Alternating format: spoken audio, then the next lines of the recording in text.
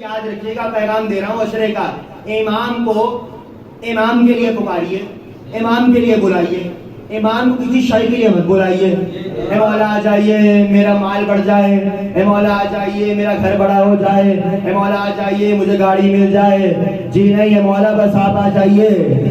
اگر آپ امام کو اشیاء کی نسبت سے بلائیں گے تو یاد رکھیے انہی اشیاء کے لالچ میں وقت کے امام کو چھوڑ بھی دیں گے۔ میں تاریخ سمیٹ کے کہہ رہا ہوں، اگر اشیاء کے لالچ میں بلائیں گے، چلیں جمکران کا واقعہ، ملاقات امام چھپچو کی، ایک صاحب کہتے ہیں شب بود میں توسل کر رہا تھا امام سے ملاقات کے لیے، ابھی پہلی بدھ آئی، ایک مرتبہ دائیں سے آواز آئی السلام علیکم، میں نے کہا علیکم السلام، جی کون؟ ان کا جس کے لیے عمل کر رہے ہو وہ بھی۔ میں نے فوراً سے سوال کیا، مولا وہ اتنے دنوں سے کر رہا ہے، وہ سامنے والا 30 دنوں سے کر رہا ہے، وہ سامنے والا 22 دنوں سے کر رہا ہے، میرا تو ابھی پہلا دن ہے، میرے لیے فوراً آ گئے۔ کہا چونکہ وہ آیا ہے حاجت کے لیے، وہ آیا ہے اس مقصد کے لیے، تمہاری کوئی حاجت ہی نہیں، تم میرے لیے آئے ہو۔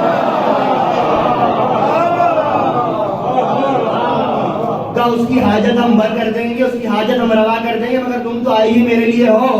تو کہا امام کو امام کے لیے پکاریے، امام کے لیے پکاریے، کسی لالچ کے لیے مت پکاریے، حتیٰ جنت کے لیے مت پکاریے، اس کی میں دلیل دوں گا، حتیٰ جنت کے لیے مت پکاریے، حتیٰ مال کے لیے مت پکاریے، اگر ان کے لیے پکاریں گے تو انہی اشیاء کے لیے امام کو چھوڑ بھی دیں گے۔ یہی ہو رہا تھا، اے حسین ابن علی آئیے، کوفے والوں نے 18,000 خط لکھے ہیں، مال دولت پیسہ لالچ سامنے آیا، وقت کا امام آ گیا،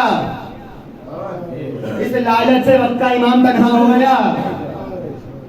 دلیل دے رہا ہوں، اس کی وضاحت بھی کروں گا۔ تو میں نے کیا کہا، امام کو امام کے لیے پکاریے، امام کو امام کے لیے پکاریے، امام کو کسی لالچ کے لیے مت پکاریے۔ اے مولا آئیے آپ کے لیے، آپ کو دیکھنا چاہتا ہوں، آپ کا دیدار چاہتا ہوں، آپ کی نصرت چاہتا ہوں، آپ کی نصرت کرنا چاہتا ہوں۔ امام کو پکاریے کس کے لیے؟ امام کے لیے۔